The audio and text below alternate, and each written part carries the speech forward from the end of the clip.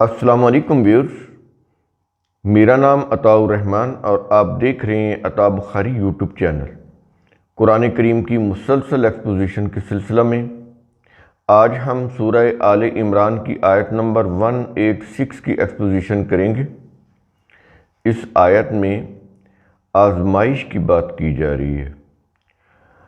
دنیا میں جتنے بھی انسان ہیں، جب وہ کامیابی کا ارادہ رکھتے ہیں تو پہلے وہ اپنا ٹیسٹ کرتے ہیں کہ ہم نے کامیابی کو حاصل کرنے کے لیے کس حد تک صلاحیت حاصل کر لی ہے، کیونکہ کامیابی آسانی کے ساتھ نہیں ملتی۔ اس کے لیے تو بڑی سٹرگل کرنا پڑتی ہے۔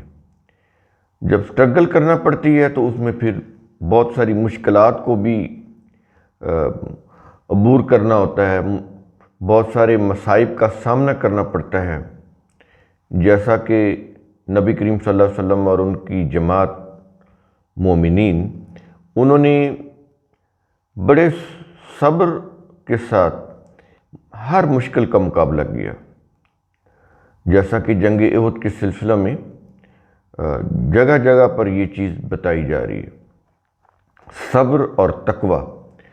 تو یہی چیز اس آیت کے اندر بھی آ رہی ہے۔ کہا یہ جا رہا ہے لَتُبْلَوُنَّ فِي أَمْوَالِكُمْ وَأَنفُسِكُمْ، تم ضرور اپنی مالوں اور اپنی جانوں میں آزمائے جاؤ گے۔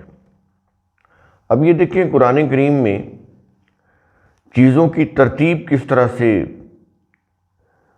اس کا خیال رکھا گیا ہے۔ جب بھی آزمائش ہوتی ہے تو کوئی فوراً جان دینے کی ضرورت نہیں پڑتی۔ سب سے پہلے تو مال دینا ہوتا ہے، مال و دولت، تو پہلی قربانی تو یہ دینی ہوتی ہے۔ یہ جو جان دینے کا معاملہ ہے یہ تو بہت آخر میں کہیں آتا ہے، کبھی آتا ہے کبھی نہیں بھی آتا، لیکن یہ جو مال و دولت کی قربانی ہے، اللہ کے دین کی اسٹیبلشمنٹ کے لیے اپنا مال و دولت خرچ کرنا، یہ تو ہر وقت انسان کی زندگی میں اس کی ضرورت رہتی ہے۔ تو اس لیے وہ سب سے پہلے اموالکم کہتا ہے۔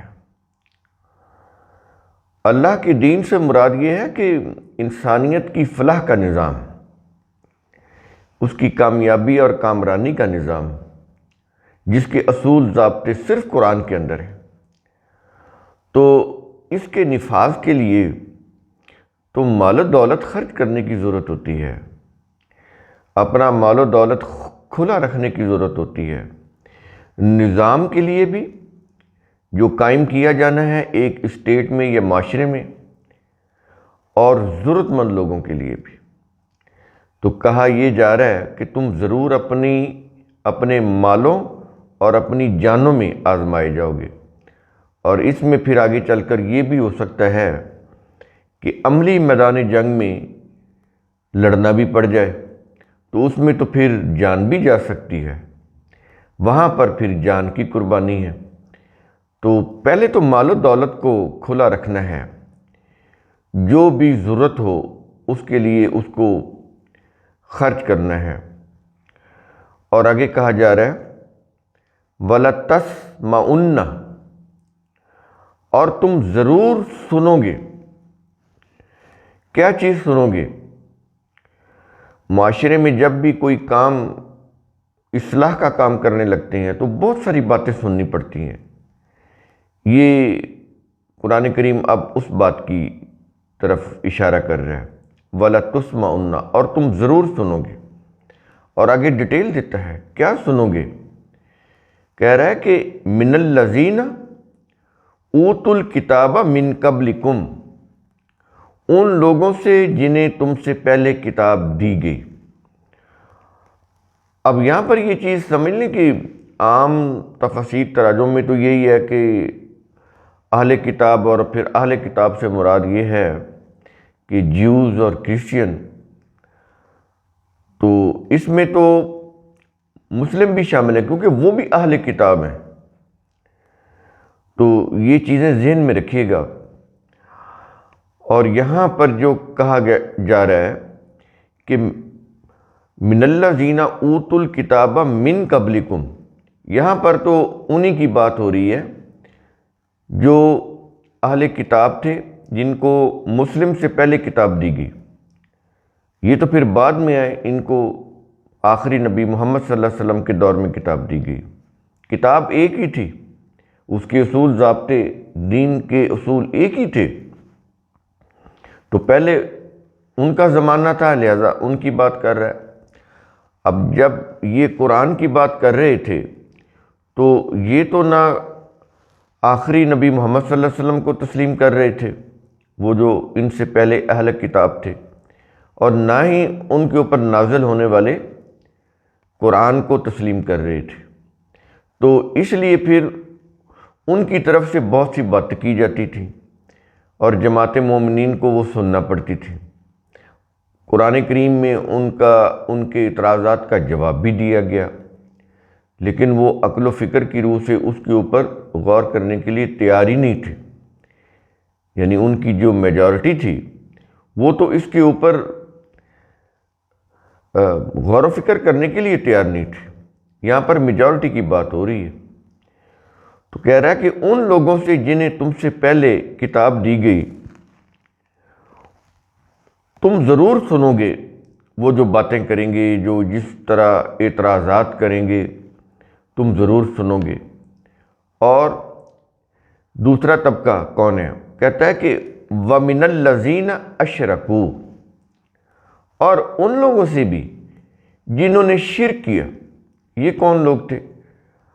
عرب کے مشرکین، جن میں آخری نبی محمد صلی اللہ علیہ وسلم مبعوث ہوئے، تو یہ وہ لوگ آگے۔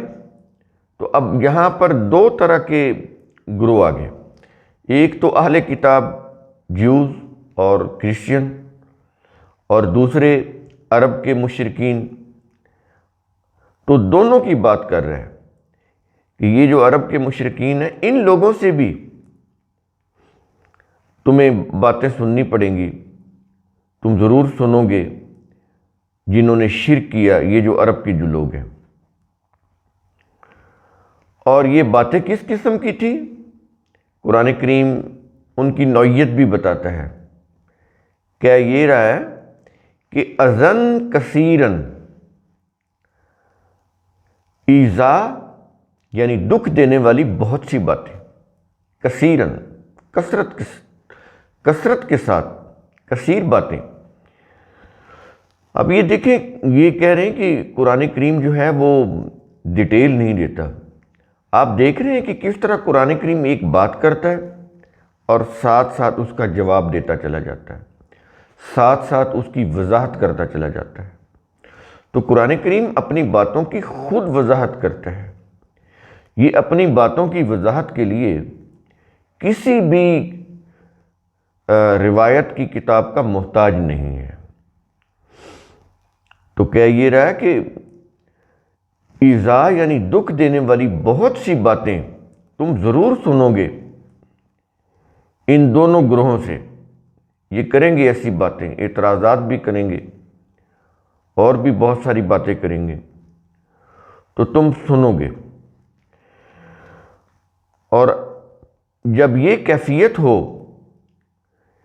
تو پھر تم نے کیا کرنا ہے کہ ایک تو یہ نا کہ وہ جو ان کی اذیت دینے والی باتیں ہیں بہت سی، وہ تم نے سننی پڑیں گی۔ ظاہر ہے کسی کی زبان کے اوپر آپ تالا تو نہیں لگا سکتے، اس کی مرضی ہے، جو مرضی کہہ دے،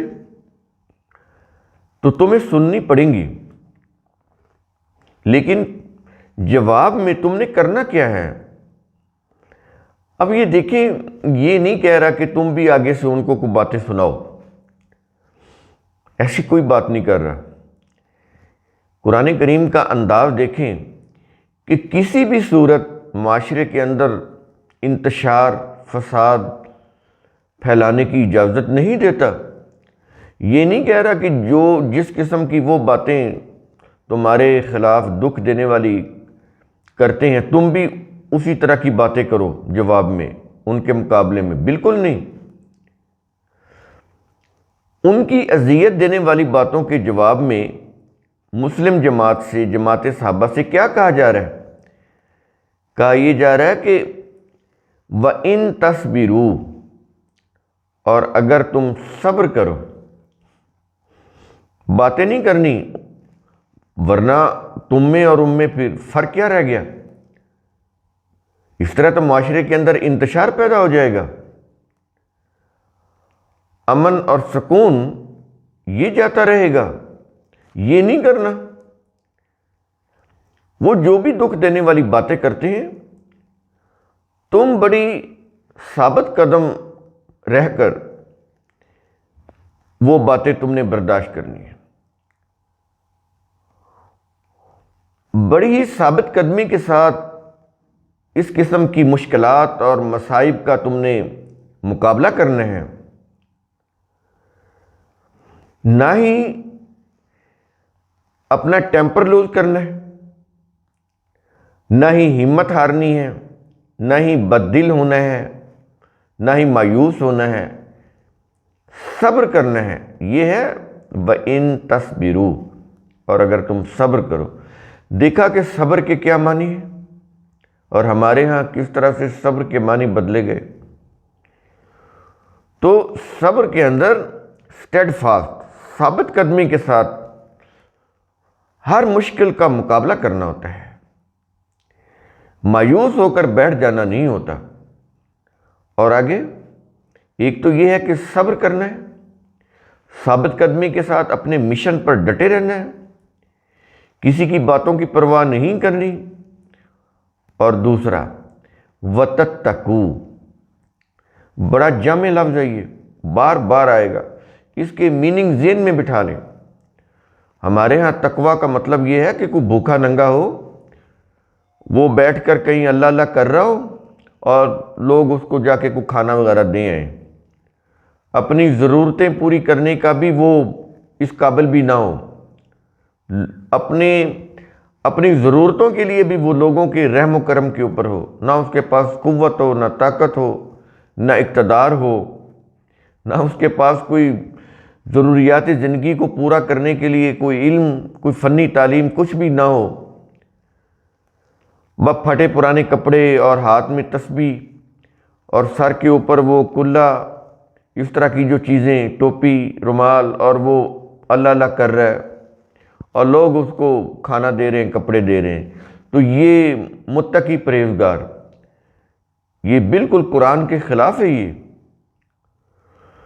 تقویٰ، یہ جو تتقو ہے، اس کا مطلب ہوتا ہے کہ تم اللہ کے قوانین کی پابندی کرو اور اس کی خلاف ورزی کے تباہ کن انجام سے ڈرو۔ اس میں ڈرنا بھی ہے، بچنا بھی ہے۔ کس سے؟ اللہ کے قوانین کی خلاف ورزی کے تباہ کن انجام سے ڈرنا اور بچنا۔ یہ سارے میننگز تقویٰ کے اندر آتے ہیں۔ اور جو قوم یہ تقویٰ اختیار کرے گی، یہ جو قرآن بتا رہا ہے، تو آپ اندازہ کریں گے وہ قوم دنیا میں کس قدر صاحب اقتدار بن جائے گی،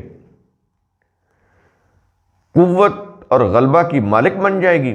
ظاہر ہے وہ قانون کی پابندی کر رہی ہے نا، تو قانون کی پابندی کرنے سے تو انسان کے اندر قوت پیدا ہوتی ہے، انسان صاحب اختیار ہوتا ہے۔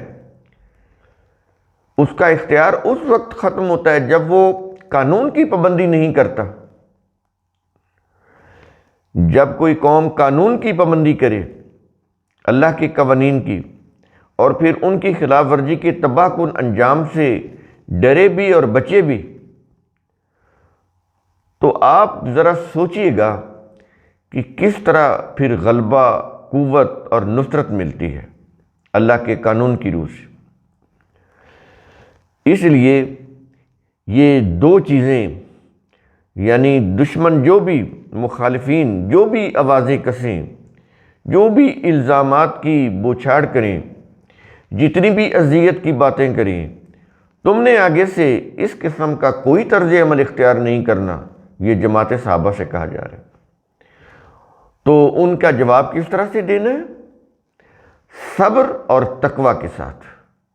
اور ہم نے آپ کو بتایا کہ یہ صبر اور تقوی کیا ہوتا ہے، اور اس آیت کا اختتام دیکھیں کس طرح سے ان چیزوں کو سم اپ کر رہا ہے۔ کیا یہ رہا ہے کہ فَإِنَّ ذَلِكَ مِنْ عَزْمِ الْأُمُورِ، تو بلا شبہ یہ برداشت، یہ صبر، یہ تقوی عزم و ہمت کے امور میں سے ہیں۔ یہ جو تم ان کی باتیں برداشت کرو گے، جو اذیت ناک باتیں وہ کرتے ہیں برداشت کرو گے، ان باتوں کے اوپر صبر اور تقوی کے ساتھ اپنے مشن پر ڈٹے رہو گے، اپنا فوکس اپنے مشن پر رکھو گے، ان کی فضول باتوں کے اوپر نہیں، اپنی انرجی ان کی باتوں کا جواب دینے میں نہیں، بلکہ اپنے مشن کو، اپنے آبجیکٹو کو اچیو کرنے کے لیے تمہارا سارا فوکس اسی کے اوپر ہونا چاہیے۔ اور اس میں عزم و ہمت کے ساتھ تم اپنے مقاصد کے حصول کے لیے چلتے چلے جاؤ، کوشش کرتے چلے جاؤ، عزم کے ساتھ، ہمت کے ساتھ، استقلال کے ساتھ، برداشت کے ساتھ، تو اس سے پھر تم اپنی منزل کو پالو گے۔ تو کہتا ہے کہ یہ جو چیزیں ہیں، یہ جو برداشت کی جو چیزیں ہیں، یہ جو صبر ہے، تقوی ہے، کہتا ہے یہ ہیں وہ چیزیں جس کی روح سے کوئی بھی قوم عزم صمیم حاصل کرتی، مصمم ارادہ۔ تو یہ عزم صمیم جو ہوتا ہے، عزم و استقلال جو ہوتا ہے، کہتا ہے اس کی یہ بنیاد ہیں یہ چیزیں۔ تو ان کے اوپر فوکس رکھنا ہے، ان کی باتوں کے اوپر کوئی توجہ نہیں دینی۔ تو دیکھا آپ نے کس طرح سے قرآن کریم انسانیت کو آگے بڑھنے کا پیغام دیتا ہے، مخالفین کی باتوں میں الجھنے نہیں دیتا۔ وہ کہتا ہے کہ اپنے مقصد کے اوپر نظر رکھو بس۔ تو یہ چیزیں بڑی قابل غور ہیں کسی بھی قوم کی ترقی کے لیے، آگے بڑھنے کے لیے۔ تو قرآن کریم کا اصول ثم تتفکروا، اس کی روح سے آپ خود بھی سوچا کریں، سمجھا کریں، غور و فکر کیا کریں۔ شکریہ۔